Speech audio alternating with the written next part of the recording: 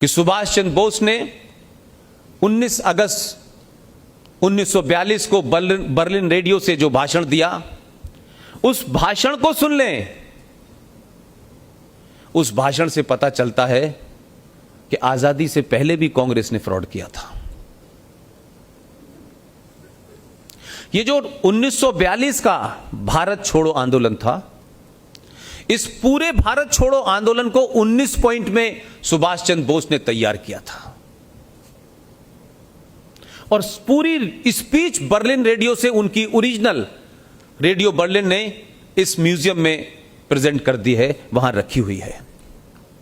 उसको सुनने से पता चलेगा कि ये जो गांधी जी ने चलाया और जो कांग्रेस ने चलाया कि ये जो भारत छोड़ो आंदोलन था 1942, ये कांग्रेस का था, ये कांग्रेस का नहीं था, ये सुभाष चंद्र बोस ने तैयार किया था।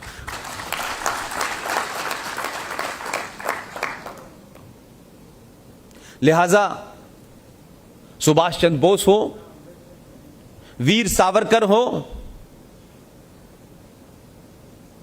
और अनगिनत बहुत सारे लोग हैं, लेकिन सब्जेक्ट के तौर पे मैं इन दो लोगों को ऊपर काम कर रहा हूं। एक का हमारा एजेंडा पूरा हो गया है। अब सिर्फ इस देश को यह बताना है कि आप ये मत समझिए कि गांधी जी और नेहरू जी पैदा हुए थे स्वतंत्रता आंदोलन के लिए। बहुत लोग थे भाई, उनकी बहुत बड़ी भूमिका थी।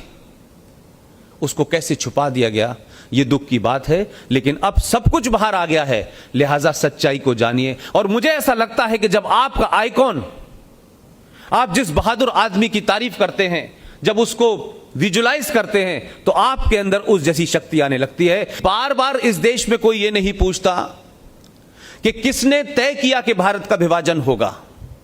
कौन लोग थे जिन्होंने यह तय कर लिया था कि भारत का विभाजन होगा और एक टुकड़े में जो है जिन्ना साहब रहेंगे और दूसरे टुकड़े में नेहरू जी रहेंगे। भाई, क्या देश से इसकी सैंक्शन ली गई थी? क्या गांधी जी ने यह कहा था कि नहीं कहा था कि अगर भारत बटा तो मेरी लाश पे बटेगा?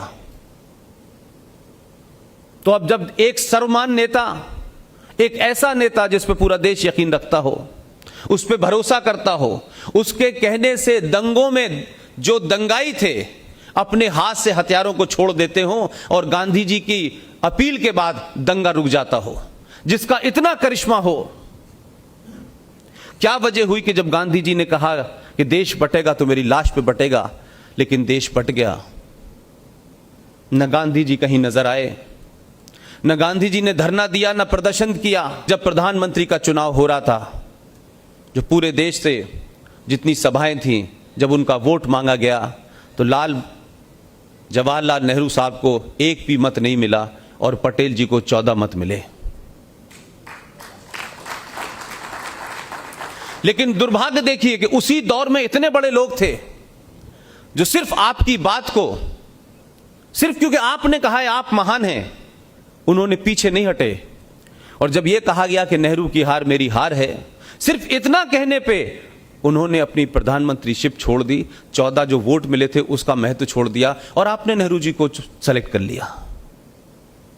तो गांधी जी हर जगह मुझे लगा अपने उस तथाकथित मॉरल वेपन का इस्तेमाल तो वो करते रहे, लेकिन मेरी शिकायत गांधी जी और गांधी जी के परिवार से और गांधी जी के नाम पे जो दुकान चला रहे हैं इस देश में, उनसे भी है। 70 साल में इस बात का जवाब नहीं मिला कि 21 लाख इस देश के बेटे बेटियों की हत्याएं हुई, ये देश बट गया, उनका हत्यारा कौन है? क्या उस हत्यारे को भी सजा कभी मिलेगी या नहीं मिलेगी? या वो हत्यारे सिर्फ इतिहास में प्रधानमंत्री बनेंगे, फिर उनके बच्चे प्रधानमंत्री बनेंगे, फिर उनके बच्चे प्रधानमंत्री बनेंगे? तो ये तोहफा है या सजा है, ये बताया जाए पहले।